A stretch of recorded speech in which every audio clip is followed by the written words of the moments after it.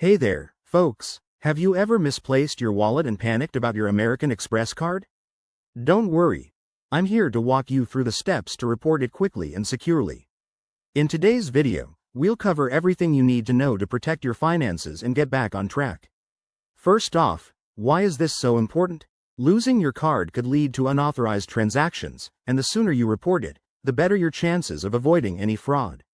American Express has straightforward processes in place, so let's dive right in. Step 1. As soon as you realize your card is missing, grab your phone and call American Express customer service. Their number is usually on the back of your card or on their official website. It's available 24/7, so you can reach them anytime. When you call, have your card details ready, like the card number if you have it, your full name, and any other identifying information. They'll guide you through verifying your identity to ensure it's really you on the line. Next, if you prefer handling things online, head to the American Express website or open their mobile app.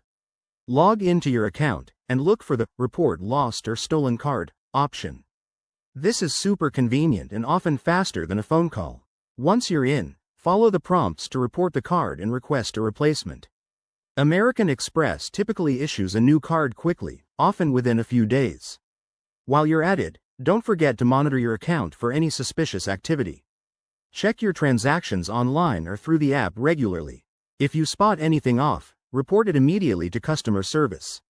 Also, take this as a reminder to update your passwords and enable any additional security features, like two-factor authentication, to keep your accounts extra safe.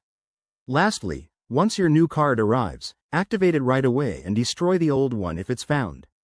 Reporting a lost card might seem stressful, but American Express makes it easy.